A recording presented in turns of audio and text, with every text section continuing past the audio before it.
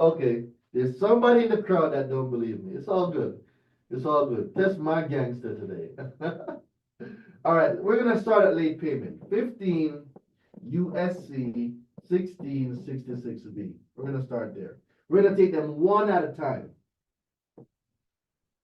Right? We're gonna take them one at a time.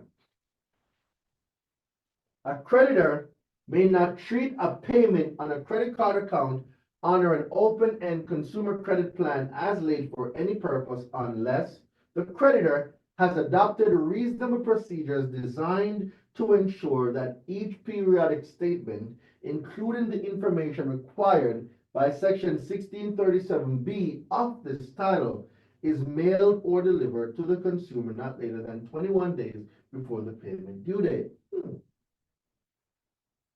Well, there's nothing in here that speaks about if you did not pay on time. Nothing here speaks about that.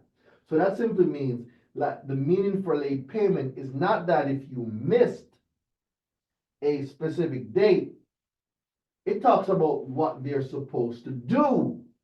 Because it clearly says that a creditor may not treat a payment on a credit card account under an open-end consumer credit plan as late for any purpose unless. So the unless part changed the game, and it gives us now specifically what needs to be done. So when we take a look at it for late payment, so let's break late payment down.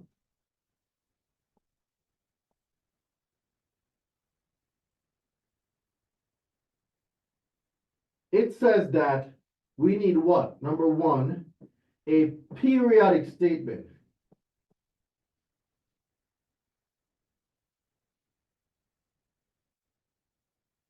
Most of you got this. Most of you may have gotten a periodic statement. Most of you get a statement in the mail. That part is there. What most of you have not got is number two. Number two is what? Information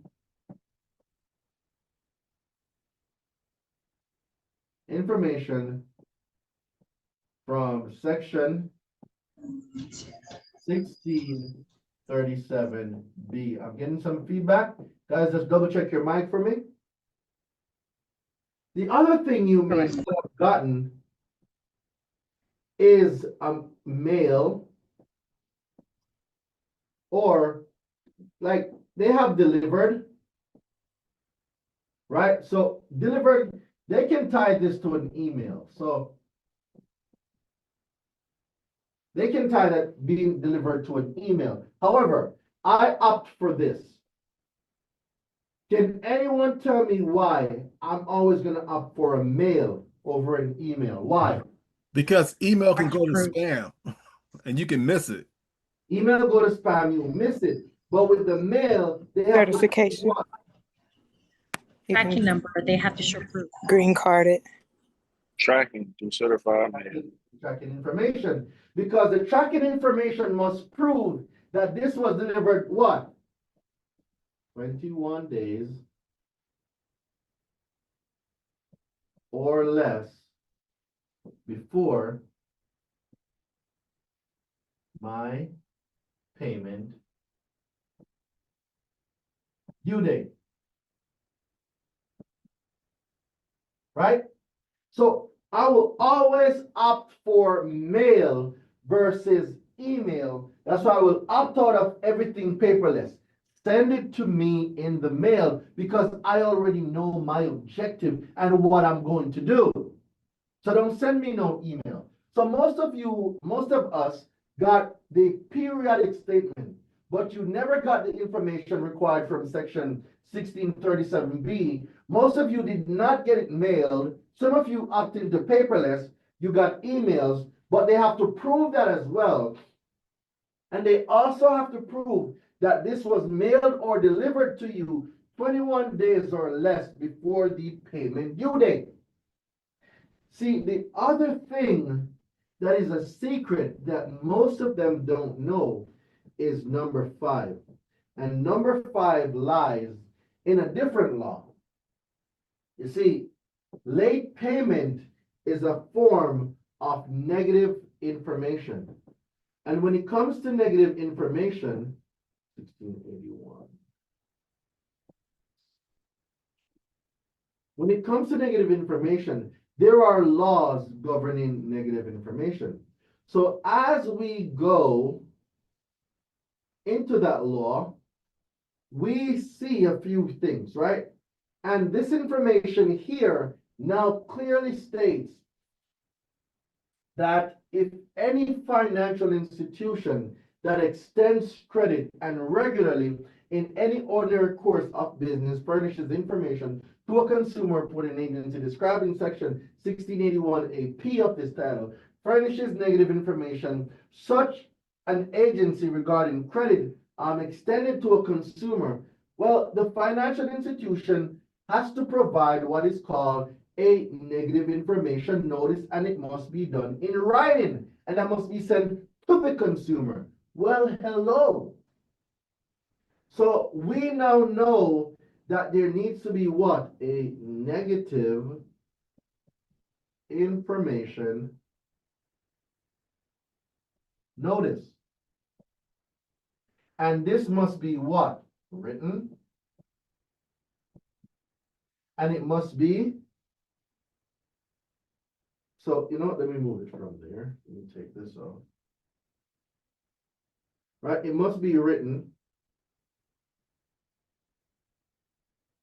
It must be sent to the consumer. Right?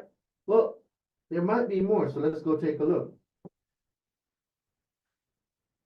Time of notice.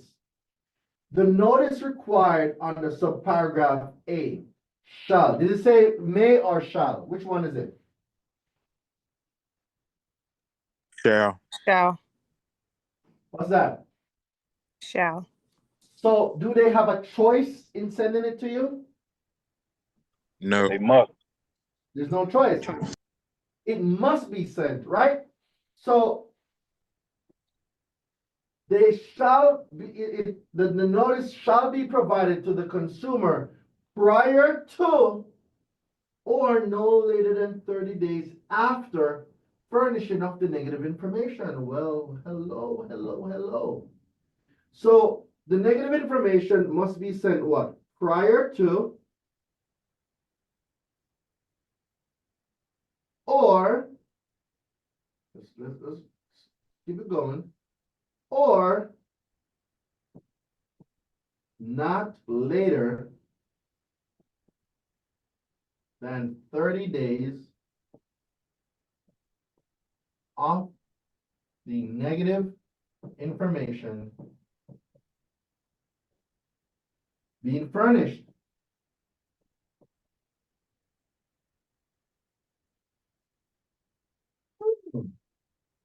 Isn't that interesting? Has anyone in this class ever received from number 2 to number 5? Has anyone ever received this? No. No. No. No.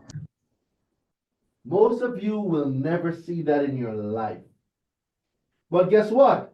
You are required by law to receive all this information. So how does, or how do, or why do we let a creditor get away with sending us only a periodic statement and then putting a late payment on your credit? Can somebody explain that part to me? A late payment only exists if What we you don't know is what they use against us. That's correct. the things that you don't know, the person that knows that thing will use that against you. There's a lot of people, over 26 million to be exact, have late payments on their credit. And for a majority of you that have late payments, guys, all you have to do is challenge the reporting of the late payment. All you have to do is challenge the compliance of the late payment. When you find out that they did not do what they're supposed to do and they're caught, they have to delete the late payment because now you have grounds. And when you go to a lawsuit and you go to discovery and you request all of these documents and the proof and the tracking number and they cannot produce it, what do you think is going to happen? You can sue. You're already suing, They're gonna try to settle. but you finna win.